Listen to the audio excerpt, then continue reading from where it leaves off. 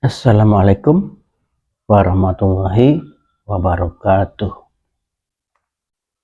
Semoga Anda mendapat keselamatan, mendapatkan kerahmatan, dan mendapatkan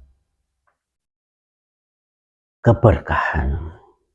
Salam, rahmat, dan barokah. Ini hari Minggu, teman-teman. Selesai olahraga, selesai sarapan, mandi. Sekarang kita ngopi, ngeteh, dan ngobrol santai. Oke? Kita sekarang coba berpikir gaya wali. Boleh kan? Gaya wali aja. Kita berpikir coba seperti caranya para ahli. Dengan cara apa? Dengan cara simplifikasi. Dengan cara simplifikasi. Oke? Jadi sesuatu yang rumit kita coba sederhanakan. Sesuatu yang sulit kelihatannya, tapi kita bisa mempermudahnya. Jadi otak kita itu nggak terlalu beban, nggak terlalu berat, tapi paham. Karena teman saya pernah bilang ke saya, Pak Ari itu jangan cuek-cuek amat dong. Harus tahulah gosip-gosip gitu. Berita yang beredar apa. Asal tahu aja. Oke? Apa yang terjadi di negara kita, apa yang terjadi di teman-teman kita gitu. Kita dengar, kita tahu. Jangan cuek-cuek amat. Cuman masalahnya kan kadang kita sepertinya rumit mendengarnya. Nah, sekarang kita permudah. Semuanya kelihatan sulit, padahal mudah. Tapi supaya kita tahu, kita dengar Sritek. Apa itu? Kita baca sebentar, kita paham. Kita paham. Meskipun angkanya bermiliar-miliar, bertriliun-triliun gitu. Oh, masalahnya ini. Kita dengar BUMN. Kita dengar Erick Thohir beresin BUMN. Kita nangkep. Kita lihat UKM kita ngerti ceritanya. Itu aja. Tempat kita bekerja ada masalah apa sih? Kita udah paham dulu. Jadi wali kan gitu ya. Para ahli kan begitu, diam-diam tapi paham gitu. Teman kita datang, dia mau curhat tentang usahanya, tentang tempat kerjanya. Masalah lu apa? Kita udah paham duluan. Kita udah paham. Jadi begini teman-teman. Ini logika berpikir agar simple. Melihat situasi, melihat permasalahan, melihat dan mendengar ataupun nonton berita, melihat informasi. Jadi cara mikirnya gampang. Teman-teman, ada yang namanya perspektif. Jadi perspektif itu Anda melihat pemandangan, Anda ambil secari kertas kosong, Anda ambil pensil, ballpoint, atau krayon. Kalau Anda mencoba menggambarkan situasi pemandangan itu dengan perspektif Anda. Jadi itulah gambaran alam pemandangan yang Anda lihat gitu. Tidak harus sama dengan alamnya, tapi itu perspektif Anda.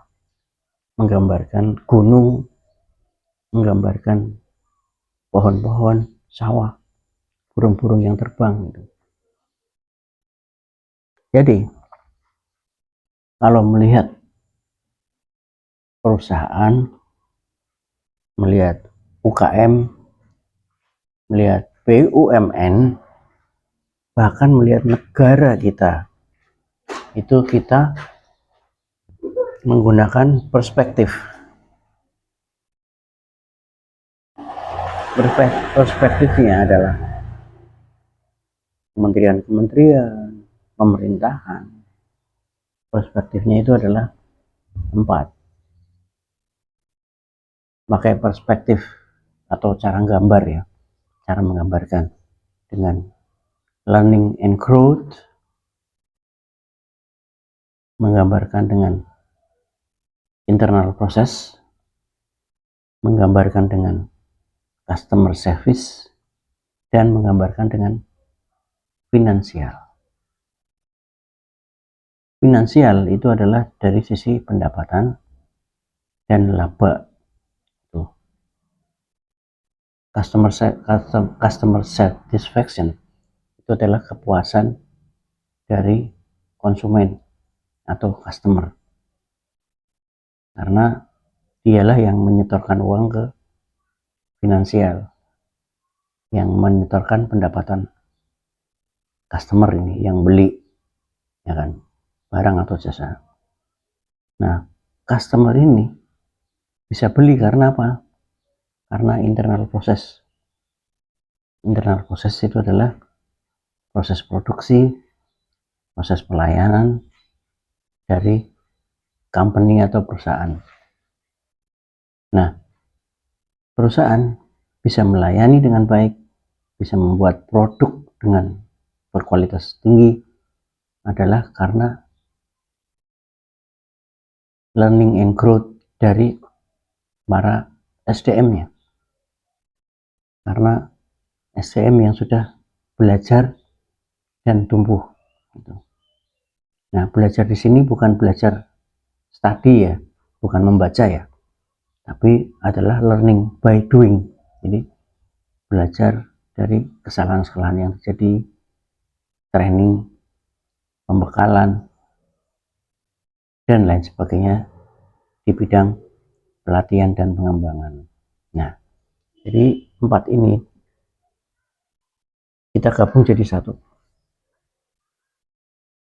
Orang yang pakai perspektif SDM, dia akan bilang, apapun perusahaannya Pak, orangnya yang menentukan. Kalau SDM-nya berkualitas, pasti semuanya akan jalan, pasti akan laba, pasti prosesnya internal, pelayanan dan pembuatan produknya akan sempurna ya. Pasti konsumen akan puas. Ini pandangan perspektif dari SDM. Nah, orang yang yakin dengan produksi, ya kan, internal proses, dia bilang, enggak Pak, apapun ceritanya, kuncinya adalah di internal proses. Produksi yang baik, audit yang baik, pengawasan yang baik, ya kan, pengadministrasian yang baik akan menyebabkan perusahaan itu berkembang. Nah, orang yang berorientasi dengan customer, ya kan, orang yang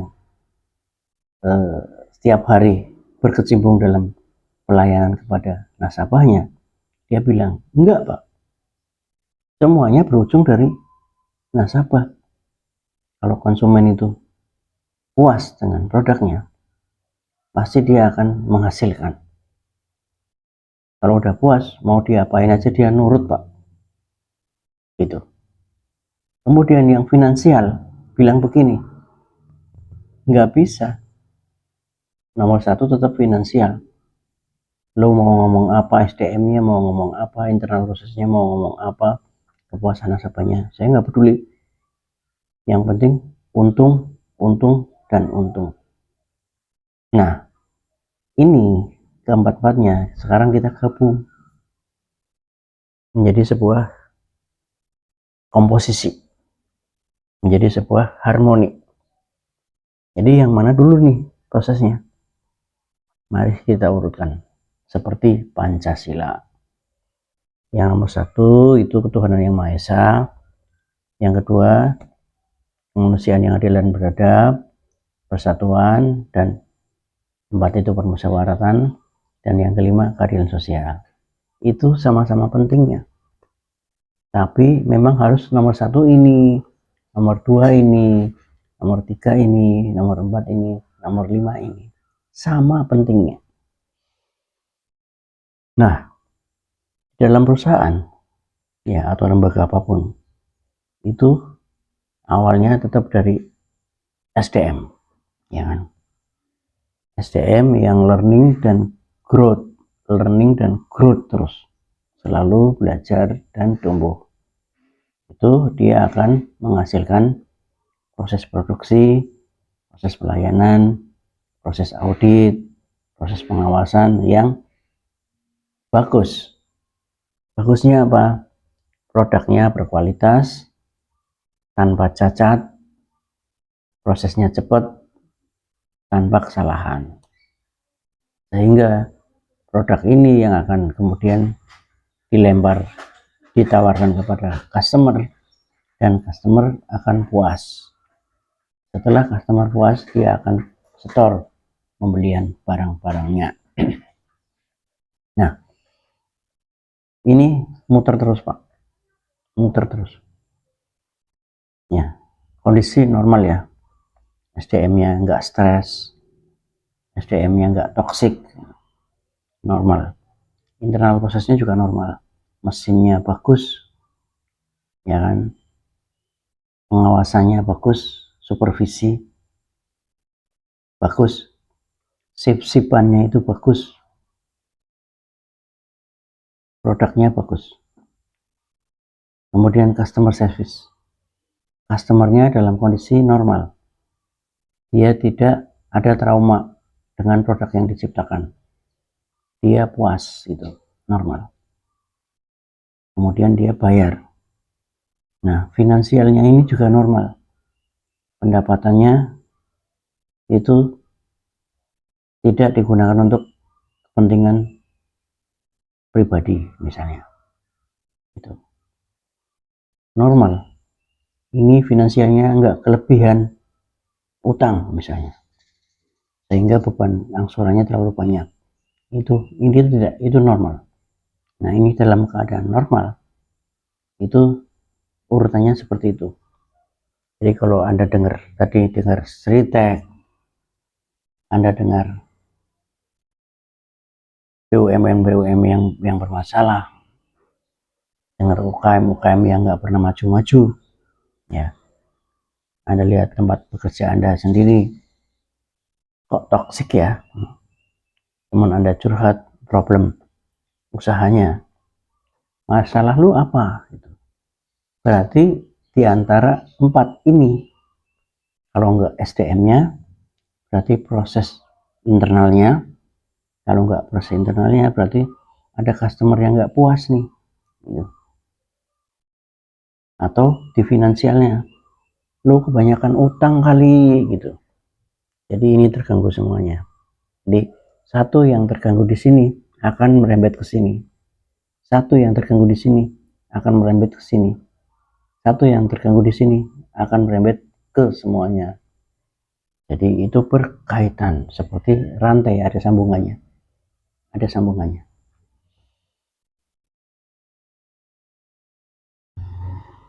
Nah, urutan itu selalu jalankan, muter, rutin. Sekarang kondisi abnormal, sama proses. finansialnya bermasalah, Pak. Bermasalah. Kebanyakan utang. Ya, utangnya terlalu gede. Ini gangguan ini. Berarti ini ada gangguan. Akan berimbas nggak ke SDM? Pasti, Pak. Pasti. Oleh karena itu, seandainya ada problem di antara salah satu ini, itu adalah ini beresin dulu, baru ngomongin yang ini. Nggak bisa ini diabaikan. Harus beres dulu. Gaji tersendat, ya pasti SDM teriak-teriak. Mesin rusak, pasti SDM nggak bisa kerja. Jadi diberesin dulu. Nah, tapi kalau bicara problem itu rata-rata itu awalnya dari finansial.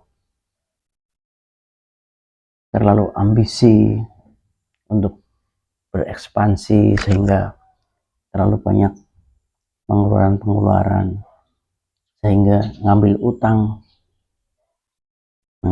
akhirnya nambah angsuran akhirnya omset yang didapat dari penjualan itu hanya cukup untuk bayar utang. Nanti buat gaji gimana, Pak? Buat bayar listrik gimana, Pak? Utang lagi, Pak. Gitu.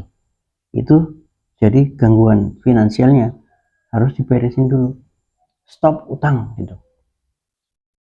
Pemilik nambah modal gitu untuk menutup kerugian-kerugian ini. Baru jalan lagi. Seperti mobil yang ada trouble di mesinnya. Harus berhenti dulu, masuk bengkel, di servis dulu, baru dia kalau itu angkot muter lagi mencari penumpang. Kalau nggak berhenti nggak bisa. Jadi ada problem keuangan, harus berhenti dulu. Makanya ada peribahasa. Problem itu sesungguhnya dari keuangan. Uang bukan segala-galanya, Pak. Tapi untuk membereskan sebuah siklus ini, itu saat ada problem, itu pakai uang dulu. Jadi jangan abaikan. Nah, banyak kita dengar problem Seritek, BUMN, itu rata-rata masalah keuangannya. Entah itu kebocoran karena dikorupsi, ya kan? Entah itu ambisi sehingga terlalu banyak ekspansi. Dari keuangan dulu. Nah, kalau keuangan sudah beres, baru bicara SDM, baru bicara proses internal, baru bicara kepuasan nasabah. Terima kasih. Assalamualaikum warahmatullahi wabarakatuh.